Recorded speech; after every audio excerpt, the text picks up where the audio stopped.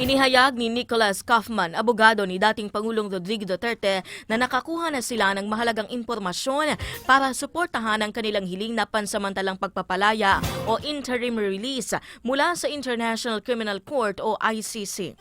Sa isang panayam, sinabi ni Kaufman na patuloy ang kanilang pagsisikap upang makuha ang lahat ng dokumentong kinakailangan bago tuluyang ituloy ang kanilang aplikasyon. Aminado si Kaufman na dati nilang hiniling sa ICC na ipagpaliban muna ang desisyon kaugnay ng kanilang hiling na pansamantalang pagpapalaya upang hindi maging half-hearted ang kanilang argumento. Paliwanag ng abogado, bihirang mapayagang makalaya ang mga akusado sa kasong atrocity crimes, tulad ng crimes against humanity o war crimes. Gayunpaman, giniit niyang walang konkretong panganib na si Duterte ay tatakas, manguha ng ebidensya o muling gagawa ng krimen dahil sa edad nito.